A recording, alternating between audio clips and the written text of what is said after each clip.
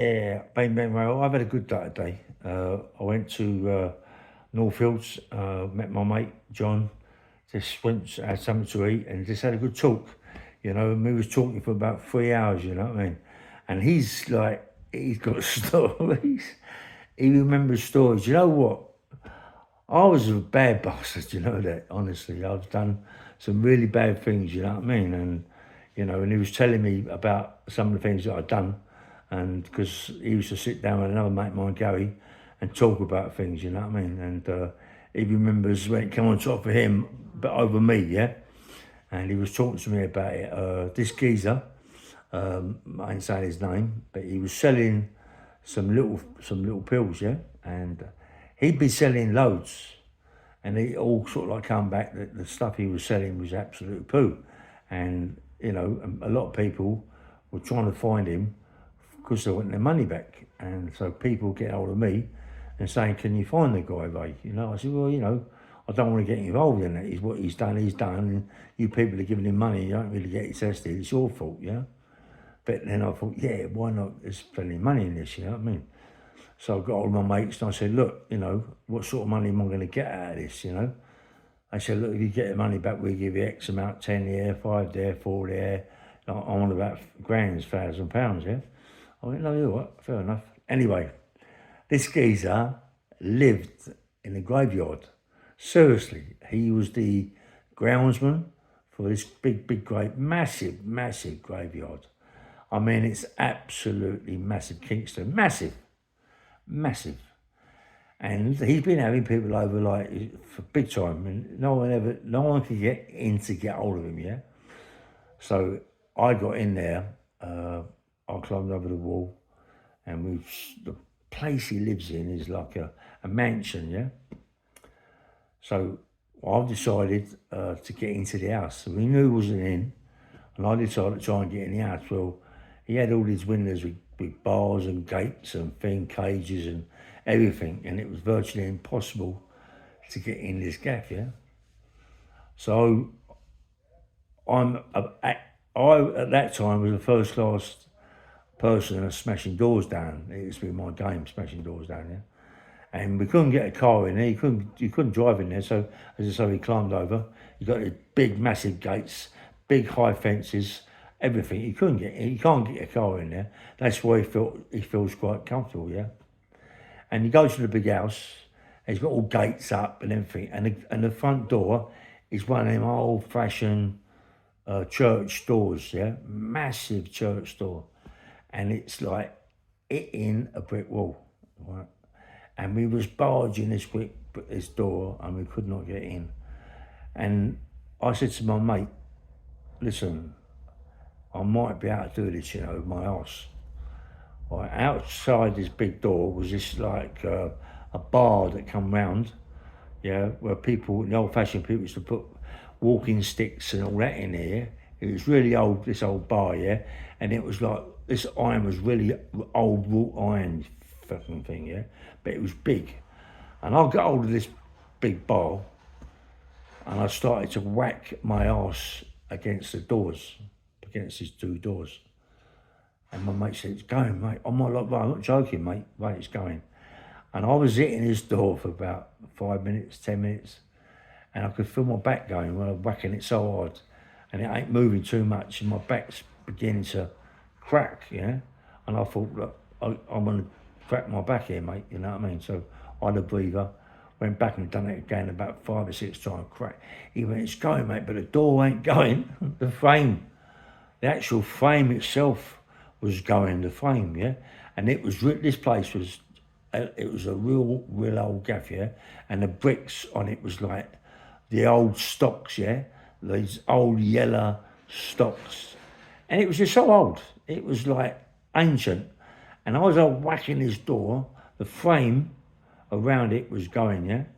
And this frame went, a big wooden frame, right? Really old oak frame. It went, mate. I swear to God.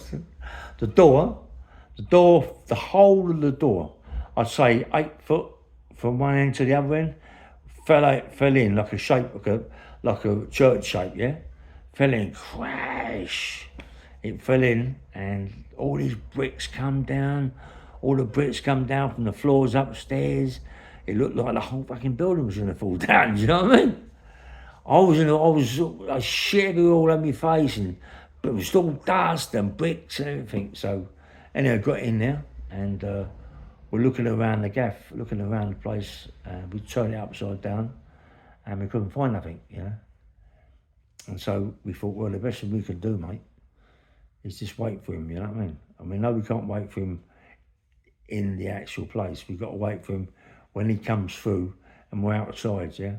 And we can go in with him, because once he sees that door smashed in, he's going to either phone the police, right, but he's got to be careful, right, or just go in and do what he's got to do for what happens. No, and he's always tooled up, this geezer, as well. You know, we knew that he was tooled up. We knew that we had to be a bit careful, yeah. So he come in, he had this big old Jeep, like a Hummer, like sort of Hummer Jeep, yeah? Massive, big Jeep. And he stopped, and you could see him, like, looking, and he got out of the Hummer, and he walked to the back, and he pulled out something, mate, that I had never seen before. This fucking gun he pulled out was like a submachine, like one of them fucking things, yeah? Massive thing. Like Arnie Schwarzenegger has in the films, one of them things, you know what I mean? I couldn't believe the size of the thing. I went, hold up, mate, this geezer's a nut, you ain't gonna be able to do this. And my mate I was with it, nah, we've got to do it, mate. There's a lot of money involved in this, you know what I mean? So we rushed him, yeah? I'll tell you what, the worst thing we could have done really was to rush him, do you know, with his fucking gun. Because this gun, he only had to have on us and pulled that trigger, about 1,000 bullets would have come out in about 2 minutes, mate. I mean, you've got no chance. And them bullets coming out of there were about 4 or 5 inches long, you know what I mean? And we put it right in quick, and we, you know, put him to the floor. I said, right, we want to talk to you, mate. You're taking the piss. You knew exactly who I was. I said, you're taking the piss. You know, we dragged him in, we tied him up, tied him up, and said, right, you owe a lot of money, mate. You've been selling something you shouldn't be selling. And a lot of people have got the hump with you, mate. And a lot of people won't come back to you because of the way you are. You're taking liberties, yeah? I want the money. I want the money. And he's going, you ain't getting no money off of me. And he's saying, I'm telling you. I said, you are, mate. You're going to give me all the money that you've got, yeah? I want it all. And, you know, there's no way that I'm going until I get all this money. He said, you ain't getting no money off me, Ray. I swear, Ray, you ain't getting a penny. And let me tell you something, right? Let me tell you something, you're in so much shit you don't realise. You don't realise what you've done to people that you've... I'm wrapped around some bad people, Ray. Do you think they're going to give a fuck about you? I said, do you think I'll give a fuck about you, mate? Listen, you shouldn't talk to me like that, boy, because we got you wrapped up, yeah? We got you wrapped up, brother. And you shouldn't be talking like that. You know who I am. I know who you are. I know where you live, because this is there. He said, I don't live here. I said, don't you? I said, don't you? I said, you better tell me where you live then. You better tell me where all this money is. I ain't telling you nothing, mate. I ain't telling you nothing at all. But my mate, no names, my mate is mustard. My mate, he could get you to tell him anything. I'm telling you, my mate, he's bad.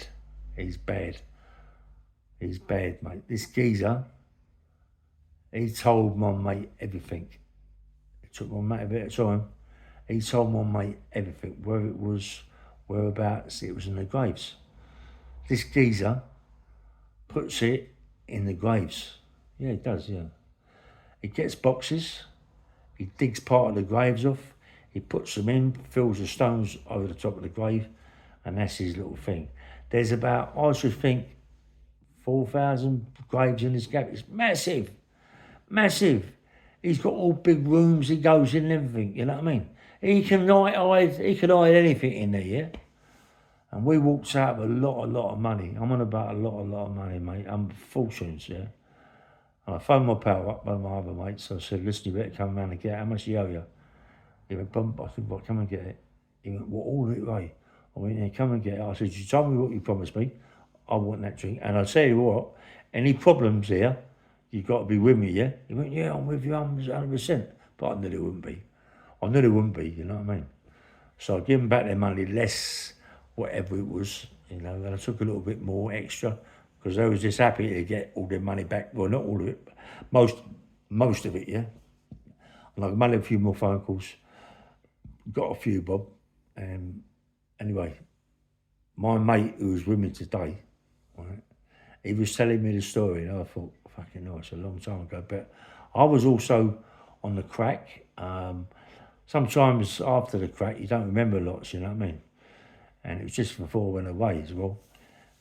And he was telling me that his other mate, I ain't saying the other mate's name, the other mate told him, you know, he's round his house, he said, do me a favour, don't go round your house. He said, because he's just got a new flat, yeah? He got a right few bob off of me, yeah? He bought himself a flat. He said, don't go round your flat. My other mate said to him, he said, what's up? He said, I'm telling you, don't go round your flat. He said, there's motors looking for you. They've been in your flat, they've wrecked it. He said, there's nothing in there. They can't wreck it. There's nothing in there. There's no furniture. There's nothing. He said, Ray. He said, no, Ray. He said to my mate, he said, listen, they've wrecked your flat. They've gone in there. They've thrown paint everywhere. They've knocked down doors with sledgehammers and they just wrecked it. And he said, well, I don't care. Do what they want to do. I'll just go back to my place and I'll go back there when I want to go back there and fix it all up. Yeah, and that bothered me. He said, not only that, I'll get hold of Ray and we're going to do the business. We'll look for him, mate, and swearing up we'll sort it all out. You know, and that's what he did. He got hold of me and we went and sorted it out. I got hold of a few more people and we went to see these people and sorted it out. But they was looking for me for years, honestly, for years. I'm lucky that I'm alive, you know what I mean? For the amount of what I've done and the money what was took, yeah? When, as I say, I went to prison, done X amount, come out, done all it, and I've never, ever, all the time I've been out of prison, I never, ever see these guys again. Even when I was in prison, I never see any. Mind you, I was so stoned on crack, it took me ages to get off it, like, I think 2.5-3 years to get out of my system. I don't really know if I see people in there or did or didn't, you know. But if I'd have seen them, it'd have been kicked off in there. But, you know, I took so much money, mate. And I got another story that I want to tell later. That this story is... my mate John told me this story, mate. It's crazy. It's absolutely crazy. And this one, it's the best story ever. It's the best story ever, I'm telling you. And I'll tell it later on. I'll tell this maybe tomorrow.